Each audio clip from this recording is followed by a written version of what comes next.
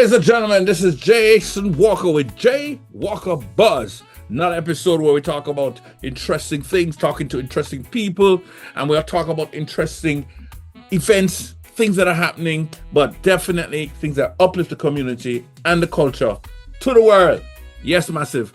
As you know, as always, when I come on the screen, it is always about bigging up the positive things. It's always about bigging up things that are of the Caribbean culture. It's always bigging up the things that will mean progress in the future. At least in my opinion. If you don't agree, it's okay to be wrong.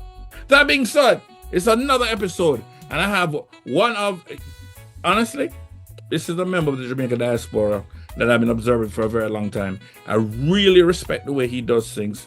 I really respect the way he moves in spaces that we're not normally in. And I really respect the fact that he's kind of figured it out. He's kind of like, he's figured out the matrix in order of the way to do things, fundraising, charity, and even the movements of power. Not just politics, but power when it comes to the United States and the Jamaican diaspora. So ladies and gentlemen, although he didn't graduate from Wilmer's, he didn't go to any high school in Jamaica actually. Ladies and gentlemen, he's still great, Mr. Baron Chana. Thank you for having me, Jason. Appreciate you having me on JWalkerBuzz. Looking forward to the conversation. I did attend Rose Gordon Prep School up until the 4th grade, and halfway into my 4th grade year, my mother told me, "We're moving to America." And I said, "Why?" And the next week I was in Miami and trying to figure out how not to get beaten up by the kids in school. So here I am. Why were they trying to beat you up, yo? That accent, in those days when I came here, I first came to North Miami. And so today North Miami is identified as predominantly a Haitian-American city. There were no Haitian kids in the public school, elementary school there, Oak Grove Elementary, in North Miami in mid-1985. The first year I came there, at the end of the year, a Haitian young man came and joined, and he was also put in English for speakers of other languages like me. And so my Jamaican accent, I don't know if it was strong or not, but it was strong enough that they did not think that I spoke English natively. And they put me in a class, me, one Haitian guy and one Colombian guy, and we just looked at each other all day. Are you serious? Wow. Till they figured out I was good at math. And they said, okay, then he knows something. And math was my entree into being actually brought into the rest of the school. It turned out when I graduated, I literally didn't sit down during the award ceremony. I just kept going back up. They kept calling my name. I was the head crossing guard. So once they realized I understood English, they were fine with putting me forward. So it was an interesting experience to be in that class for almost a year. I just thought that's what they did to people who came from Jamaica until years later I realized that they actually didn't think that I spoke English. And so that tells you, who don't know, English is the official language in Jamaica. Although it should be patois. There you go. There you go. I was just different. I didn't chalk it up to racism, just different kid at a time where North Miami wasn't yet what it is now, a richly diverse place. And so different kid, gets talked to. And, where I'm from in Jamaica, you talk to people the right way or they respond a certain way. And so the young version of me did that. So Baron, speaking of that, so when I first caught you on my radar was when you're with this organization that is long-standing for helping Jamaica out. Tell us a little bit about that organization. Tell us a little bit about you becoming a part of it and your tenure. Absolutely. I suspect you're talking about the American Friends of Jamaica. Mm-hmm. Wonderful. I'm still proudly with that organization now in the capacity of being a board member. AFJ is roughly 45 years of existence. Philanthropic organization. Primary focus is to raise money in the diaspora from Jamaicans in America and friends, and grant those funds to charities operating in Jamaica. Try to do it in as transparent a way as possible. There's actually an AFJ gala coming up in New York in another couple of weeks. There are 2 signature events and then a bunch of fundraising activities. It's the perfect environment. I would encourage folks who have the means and the interest to give to Jamaica in a significant way, but don't know how. AFJ is an organization you can trust. Yeah, the part of what attracted me to it in early 2000, circa 2004, I was coming back home from business school because I've lived in Miami continuously, except for 4 years in college and then 2 years in business school. I've always been a Miami resident, except while in school. The last time when coming back from Philadelphia to come back home, I had made the decision to do a significant fundraiser that could do 6 to 7 figures, so hundreds of thousands to millions of dollars for Jamaican charities. And in thinking about, I knew how to do it, but branding was an important part of it.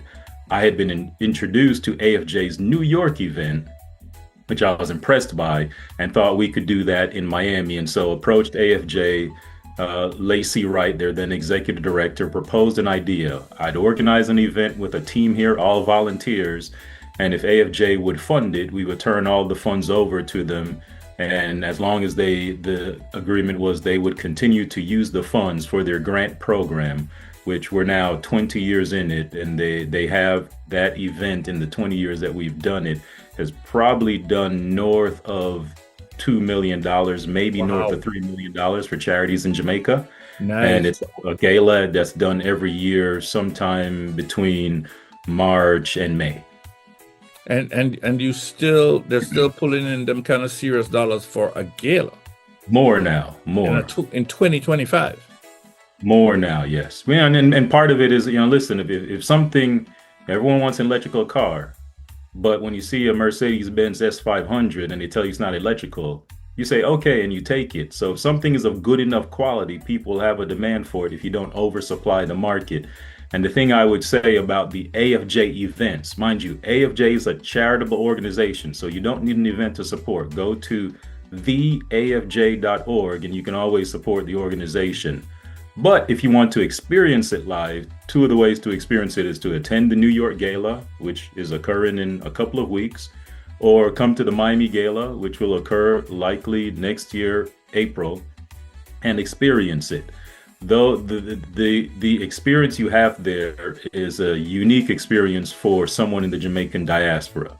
You have a mixture of some of the most prominent business people from Jamaica, some of the most prominent American and Jamaican political or government related people that connect to Jamaica.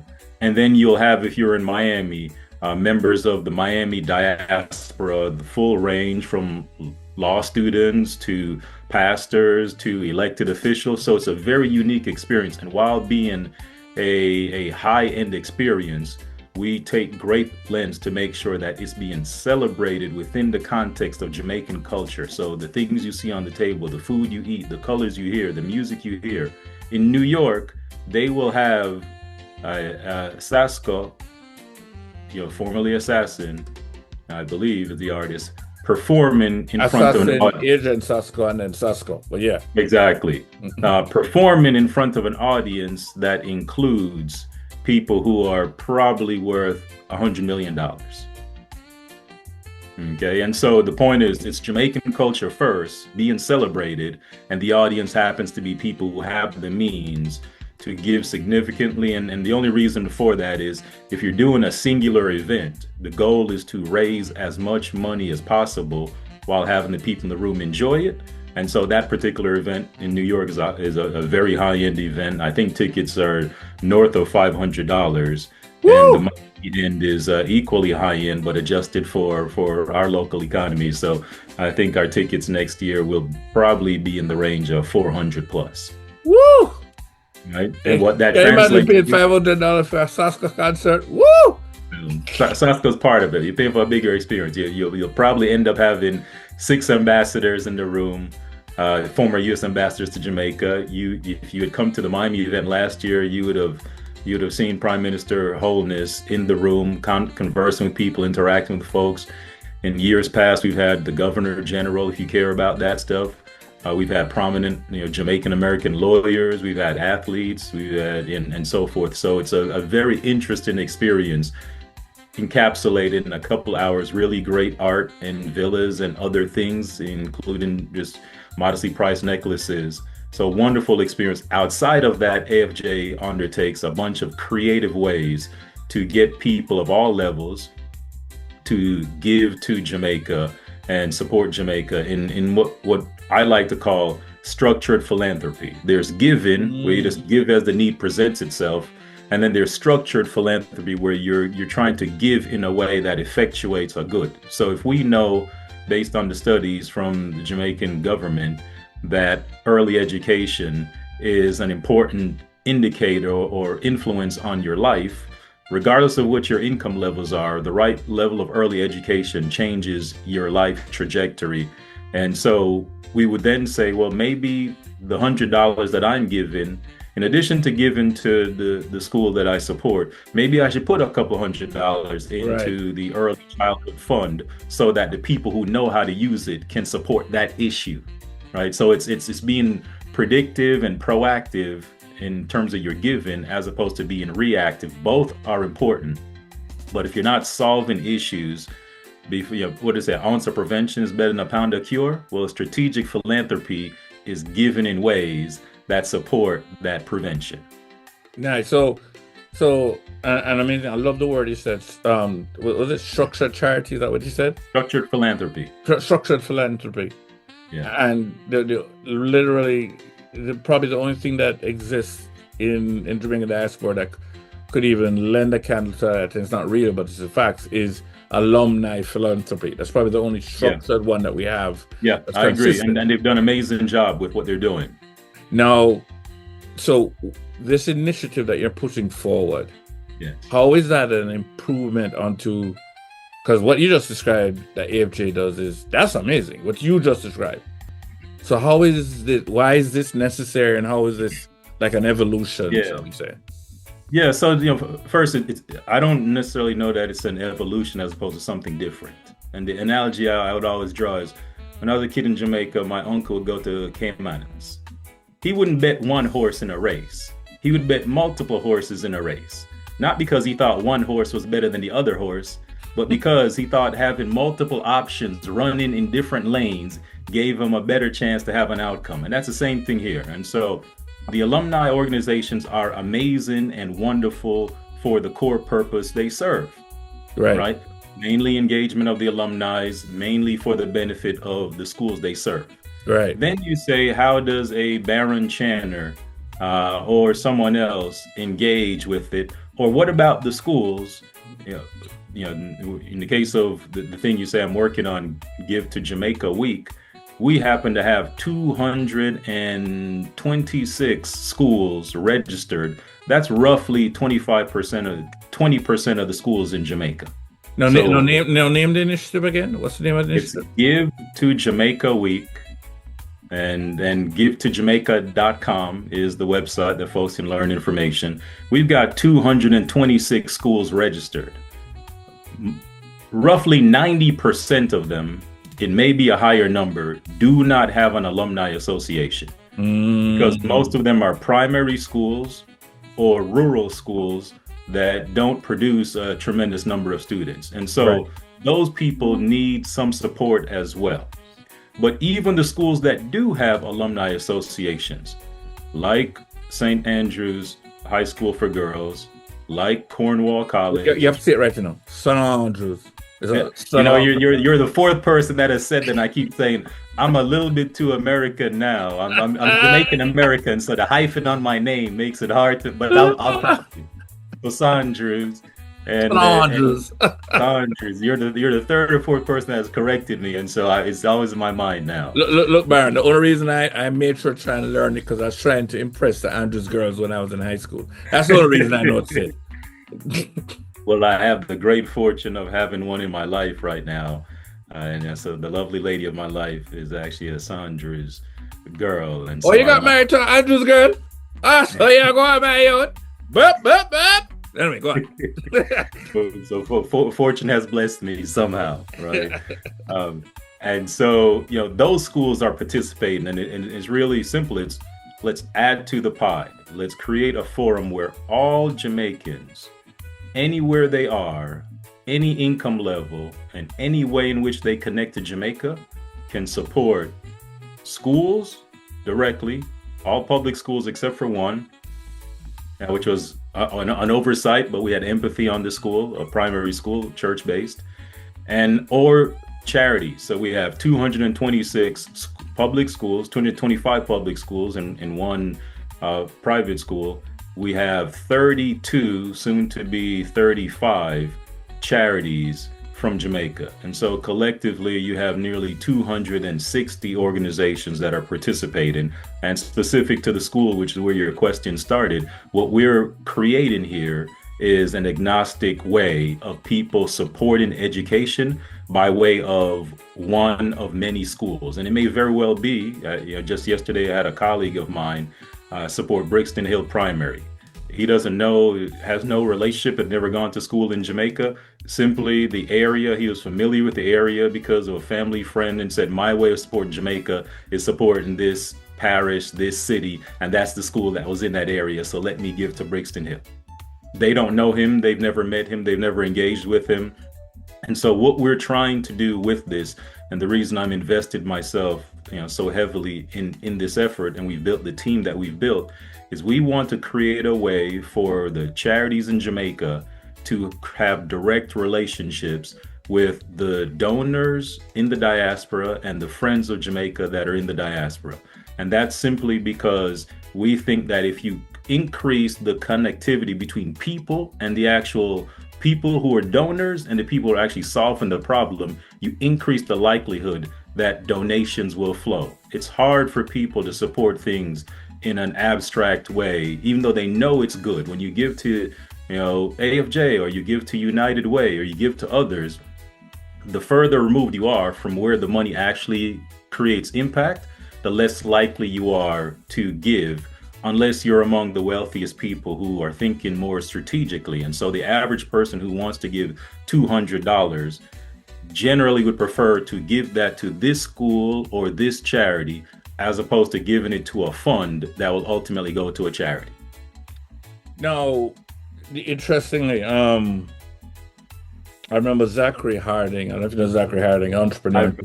I've met him a couple of times. I remember he flew to Canada for something. This is years ago, and when he came back home to Jamaica, he said, yo, if every Jamaican just sent $5 to Jamaica, that would just revolutionize Jamaica's economy, society, and economy. He was on point, and I'll add some quantification to that. Simple numbers. I'm an engineer by trade, and then ultimately drifted into real estate. So I you know me because I'm good at math, and that's what got me most of the good things for most of the early part of my life until I could figure out. And the math tells us a really simple thing: focusing on just America alone, there are, by census, there are roughly 1.3 million people in America born in Jamaica. If you just focus on those people alone and you say their household sizes are probably comparable to the traditional Black American family sizes, roughly 2.6 people per household. That's 500,000 households. If you say their income levels are at or slightly above that of all Blacks in America, that would put the Jamaican households at a household income level of about $65,000 a year. If you say that their likelihood to give to charity, cash to charity every year, is comparable to that of what we know of all Black people in America, then they're going to give somewhere between 3 and 4% of their money a year. At 3% of $65,000 for 500,000 people, that is nearly $1 billion USD. So that's per year. The Jamaican households, and mind you, I only said 1.3. I did not include people like my daughter, Teresa and I's daughter, who was born in America, and she can't say she was born in Jamaica. Right. So that number is probably 1.5 to 2 times that. But we can get $1 billion if all we did was the households that we know are Jamaican, if they donated a portion of what they can donate, it'd be a portion of $1 billion. I think it's fair to expect actively engaged diaspora to contribute 10 to 20% of their given capacity in ways that benefit their culture and their country. The rest they're going to give to things that are here, the Boys Club, the Optimist, right, your church here. So you're not taking all of that money. But there should be $100 million to $200 million coming from people. I'm not talking about companies or foundations, but coming from people going to Jamaica. I've been around structured philanthropy for Jamaica now probably 25 years in different form. I don't know everyone, but if you're large in terms of an organization, I'm aware of you.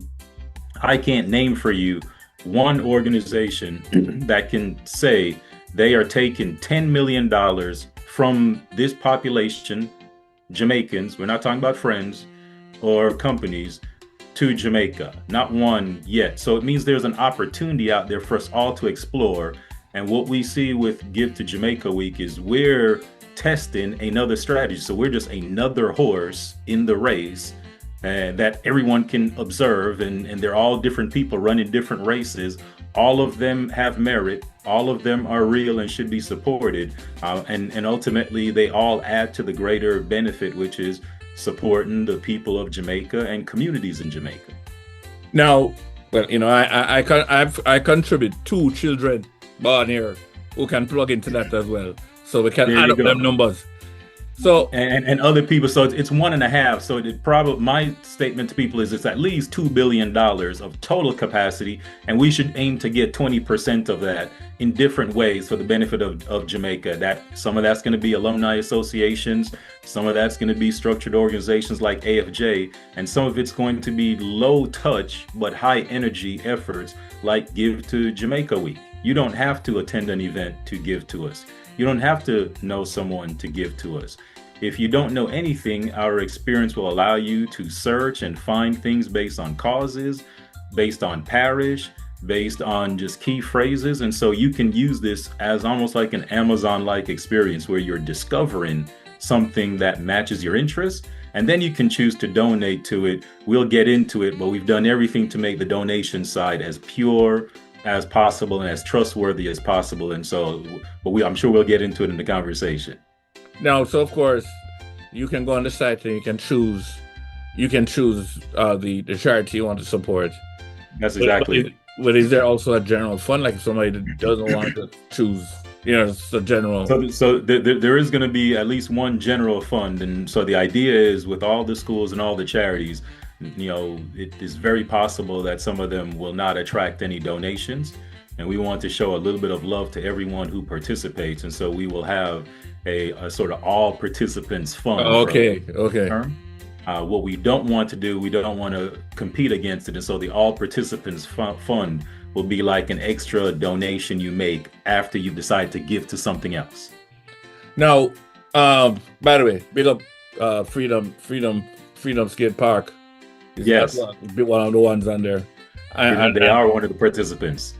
I'm definitely going to be advocating for Woolmans to be part of it as a Woolmerian myself, but we'll talk about that.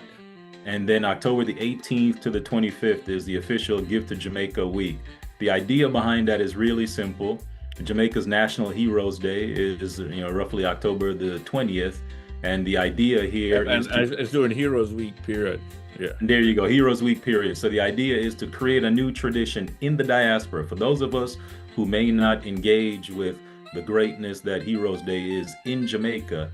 From America and in the future from Canada and the UK, you will be able to celebrate modern heroes, the people who are improving lives and communities by supporting the organizations or supporting the schools, and create a new tradition for those of us who don't have the privilege of being able to enjoy the authentic Heroes Week in Jamaica. And it gives us an opportunity to be hero-like by sacrificing some of our income and our time. Love it. For those in need. That's exactly it. And all we're asking people is don't do anything other than what you do every single year. I know that you give a percentage of your money to charities that you have faith in for reasons that you believe in. Do the same, but in this instance, give us a look and see if this is an opportunity for you to give to Jamaica in a way that is meaningful to you in whatever way, whether it honors the legacy of your family and where they're from, whether it supports a school that you're familiar with. I was actually speaking to a government representative here, and the government representative happened to go to a very, very small school named Coke's View. And she'd only met one other person who had gone to Coke's View.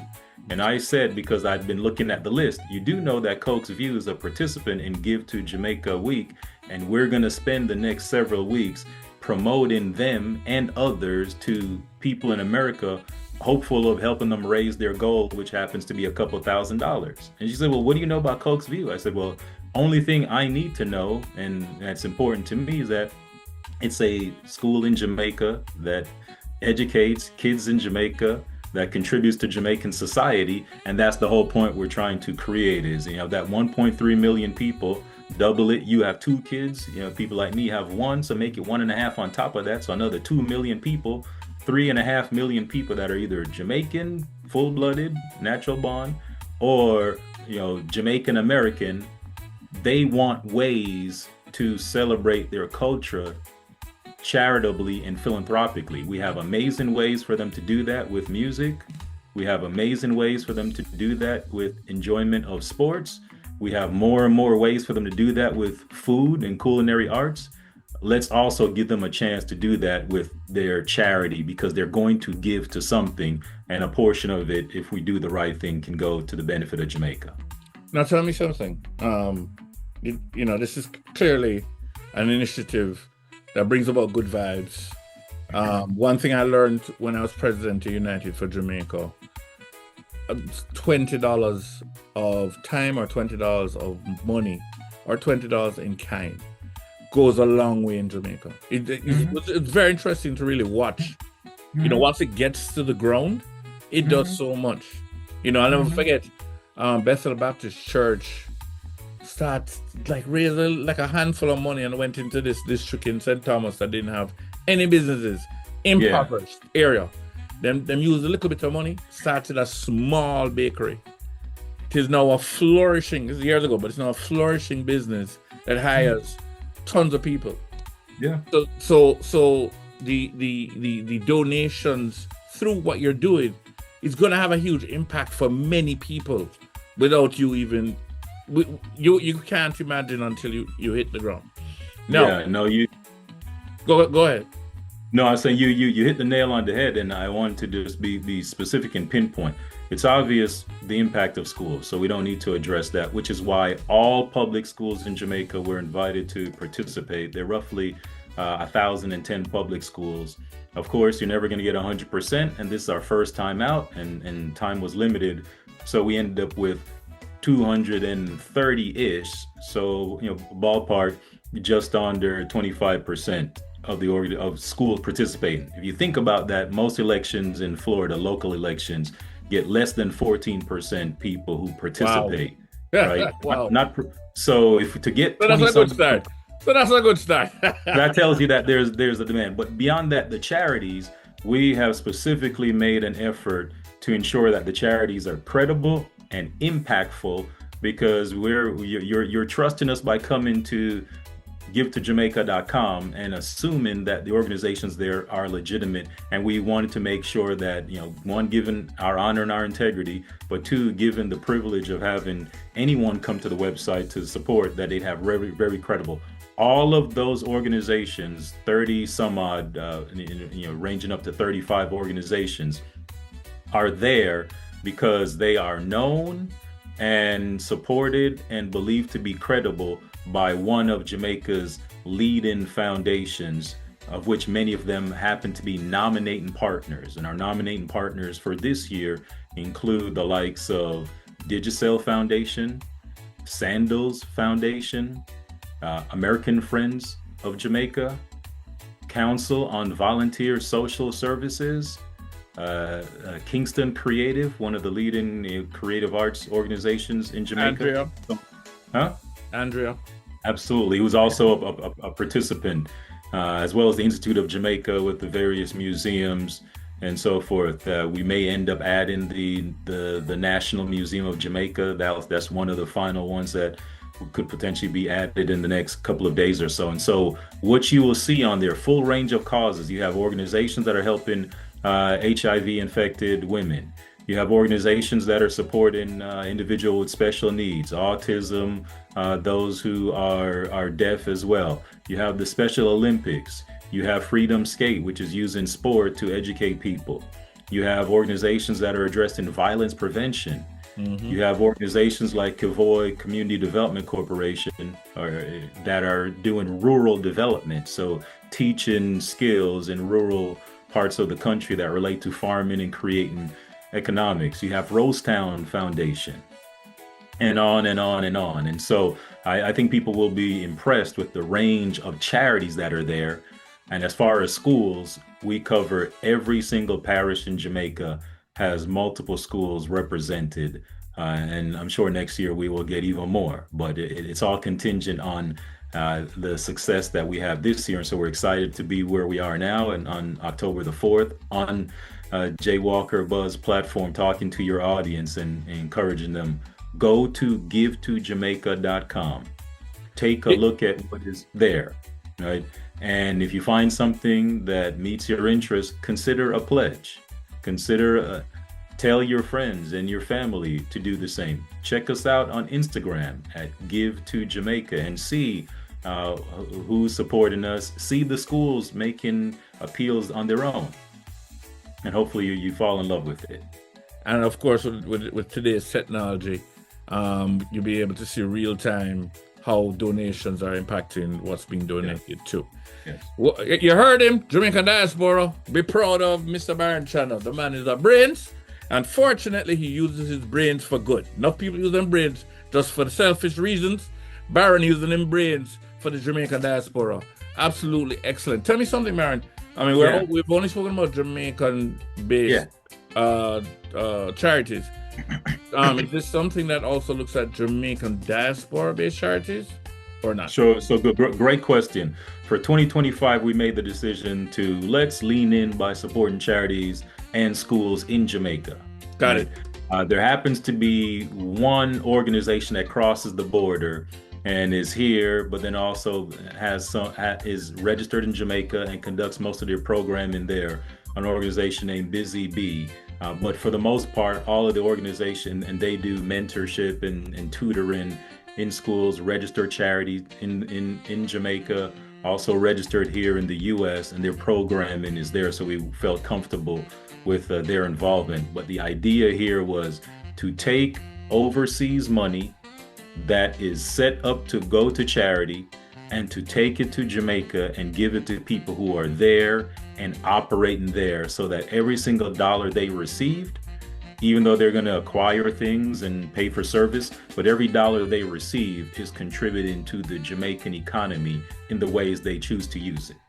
This is absolutely excellent. And I'm always talking about the ways that we can give back. This is an excellent way to give back without even stressing yourself.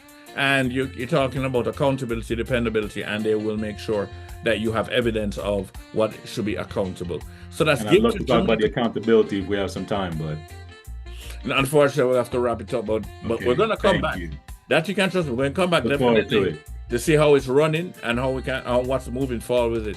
So that's givetojamaica.com, correct? Givetojamaica.com for Give to Jamaica Week. Give to Jamaica Week. Well, and that's the 18th of October to the 25th of October? That's the 18th to the 25th. We have the pre-pledge period, so you can go today up through October the 15th and see the charities that are there, see the schools that are there, browse around, and if something moves you, you can make a pledge, which won't process on your credit card, but is a commitment, and we will circle back with you and collect payment when you're ready. And there's also an application process for charities back home that might want to be involved that are not there yet. Am I correct? Well, we've closed the registration process as of now, but yes, there was a process that started with a nomination from one of our leading nominating partners. We ultimately invited them, and then there was a very simple application process that included them providing us information about their certification status and their governance and how much money and their intended use of the funds, just so that we could offer the audience good quality information as they're looking at givetojamaica.com and trying to decide who's credible and who moves them to give. All right, big man. Baron Channel, givetojamaica.com, Give to Jamaica Weekly.